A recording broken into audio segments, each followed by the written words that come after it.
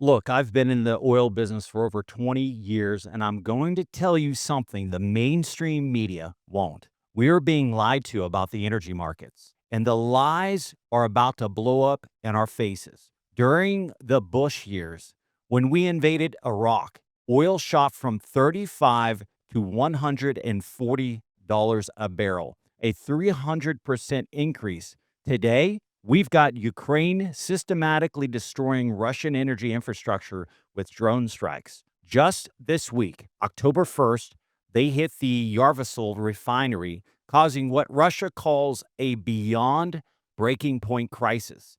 Yesterday, October 2nd, reports confirmed Russian diesel exports hit an 8-year low.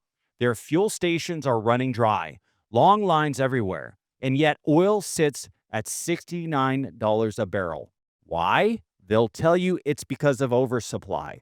They'll tell you demand is weak. The EIA, our government's energy department, keeps publishing reports about a global glut. But here's what they are not telling you. The only reason oil isn't at $200 right now is American shale production. We are pumping 13 million barrels a day compared to 5 million during the days of Bush.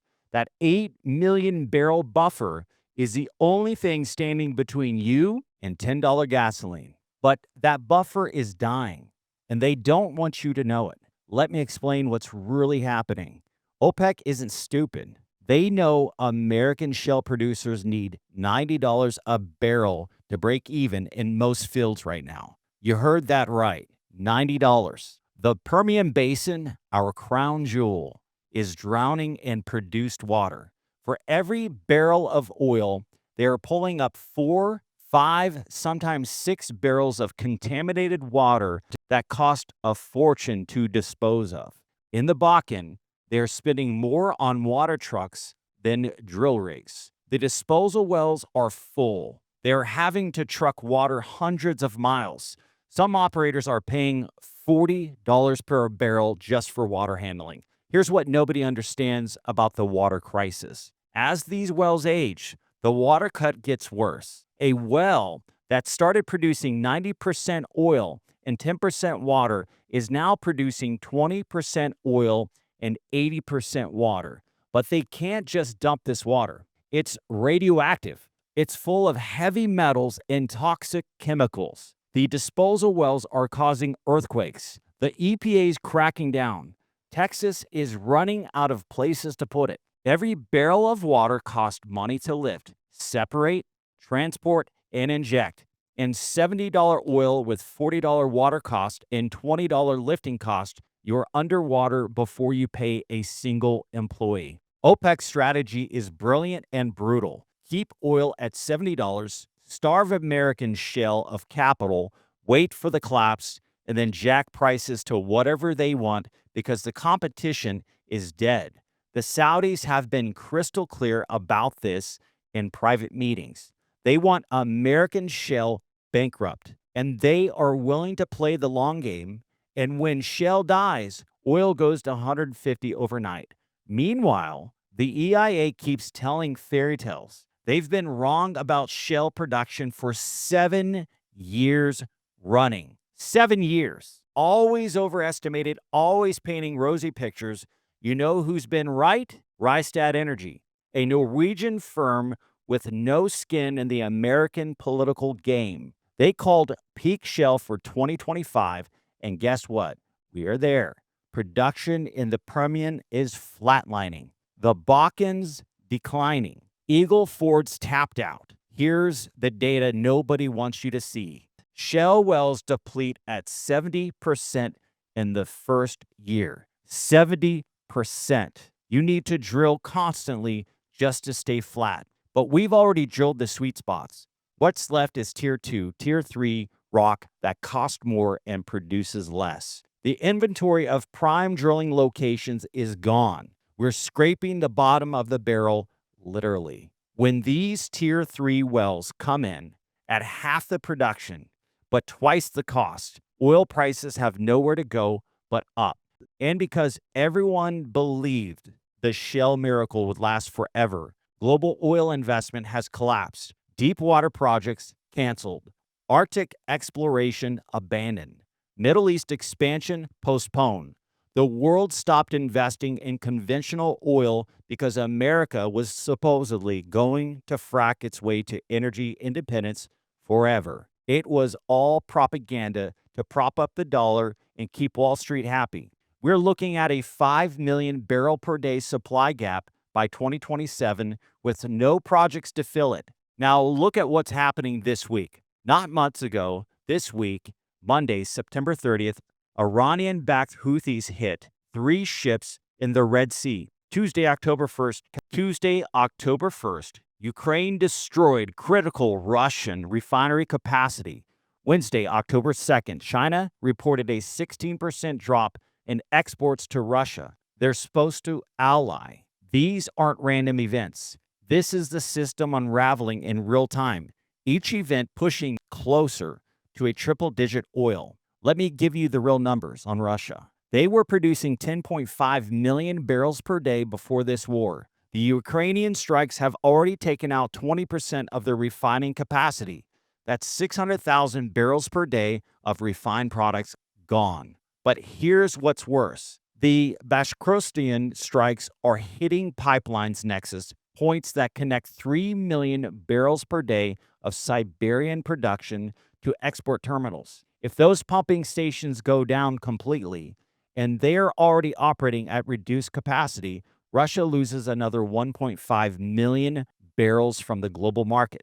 The Baltic ports of Primorovsk and the UST Luga that handled 1.7 million barrels per day, they are at half capacity. That's 850,000 barrels stuck with nowhere to go. Add it up. We're looking at Russia potentially losing 3 to 4 million barrels per day of exports by January if these strikes continue. That's Saudi Arabia's spare capacity gone in one country. Russia's become so desperate, they are now completely dependent on selling oil at massive discounts to anyone who will take it. China's paying $270 per 1,000 cubic meters for gas that Europe paid $400 for. India just demanded another $10 per barrel discount on crude that's already priced at $30 below market. Russia's energy sector isn't just damaged, it's being colonized by its supposed partners. But when Russia finally collapses and takes 3 million barrels off the market permanently, there's your price spike to $150 a barrel. But here's where it gets really interesting. Trump's new sanctions announced last week target any bank, any company, anywhere that helps Russia. Chinese banks are running for the exits. Tech firms are cutting ties. The power of Siberia 2 pipeline that Russia desperately needs, China just delayed it again. They are bleeding Russia dry because they can. Every sanctioned barrel is a barrel that pushes prices higher. Now let's talk Iran. They are pumping 3.5 million barrels per day right now, with 1.8 million going to China through their shadow fleet. If Israel hits their nuclear facilities and triggers a full snapback sanctions with actual enforcement, not the joke we have now, Iran loses at least 1.5 million barrels of export capacity overnight. Their Karg Island terminal, which handles 90% of their exports, is one missile strike away from complete shutdown. That's another 2 million barrels gone. Between Russia hemorrhaging 3 to 4 million and Iran potentially losing 2 million, we're talking about 6 million barrels per day vanishing from global markets. OPEC's total spare capacity, maybe 5 million barrels. And that's being generous. You do the math. We are short and prices explode. You want to know what desperation looks like? Russia's fuel crisis. Russia's fuel crisis is so bad, they've extended domestic export bans indefinitely as of October 1st. They are choosing between heating their homes and funding their war. Their refineries can't get Western parts. Their wells are freezing. Their storage is full. They are facing a complete energy sector collapse this winter. When those wells freeze and need re-drilling, that's another million barrels offline for years. Another step toward $200 oil. And we are supposed to believe this won't affect the global markets? We're supposed to trust the EIA saying there's plenty of oil. They are lying to you to prevent panic, to keep the dollar strong, to maintain the illusion that everything's under control. Meanwhile, in the real world, the pieces for a massive price spike are falling into place. Israel's Air Force is running drills over the Mediterranean. They are not practicing for air shows. Iran's moving missiles to the Iraqi border. The Strait of Hormuz, where 21 million barrels flow every single day, is one F-16 sortie away from closure. Close Hormuz for a week and oil hits 200. Normally, markets would be pricing in these risks during Bush. A rumor of pipeline sabotage added $5. A refinery fire added 10. Today, nothing. Because everyone's been programmed to believe American shale will always fill the gap. It's a mass hypnosis, and it's about to break. When shale production rolls over, and Rystad says it's happening now, not in 5 years, now, we lose our insurance policy. Every geopolitical crisis, every weather event, every technical glitch will send prices skyward with no ceiling. We'll be back to 2008, except this time, there's no shale revolution coming to save us. The water crisis is the shale killer nobody's talking about. Fresh water in West Texas now costs more than oil did in 1999. Towns are going dry. Ranchers are selling water rights to oil companies instead of raising cattle. The produced water is radioactive, full of salts and chemicals. Disposal costs have tripled. The infrastructure can't handle it. New Mexico just passed regulations requiring recycling that adds $15 per barrel to cost.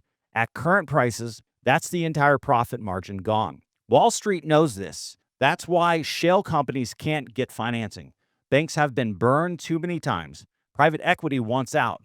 The majors are selling their shale assets to whoever's dumb enough to buy them. The smart money left 2 years ago. When the capital dries up completely, shale production doesn't decline gradually. It falls off a cliff. That's your $100 oil event right there.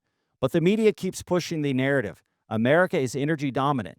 OPEC is weak. Demand is falling. It's all designed to keep you complacent, to keep oil prices artificially low through market manipulation and strategic petroleum reserve releases. They've drained our emergency reserves to the lowest level since 1983 to maintain this fiction. When we need those reserves and they are not there, add another $30 to oil prices. Here's what's going to happen. One morning, could be next week, could be next month, you'll wake up to news that changes everything. Maybe it's Israel hitting Iranian nuclear sites and knocking out Karg Island. Maybe it's Russia cutting off Qatar 1.5 million barrels of export pipelines in retaliation. Maybe it's China invading Taiwan and triggering naval blockades. Or maybe it's just Rystad's next report showing American production fell off a cliff. Whatever the trigger, the market will realize simultaneously that shale can't respond. Russia's crippled with 3 to 4 million barrels offline. Iran's lost 2 million barrels to sanctions. And OPEC's spare capacity is a myth. The repricing will be violent. $100 oil in a day, $150 within a week, $200 if Hormuz closes. And then what? Inflation explodes. The Fed has to choose between fighting inflation and preventing depression. The dollar's reserve status gets challenged because we can't guarantee energy stability anymore. Everything unravels. The establishment doesn't want you thinking about this. They want you focused on quarterly earnings and election polls.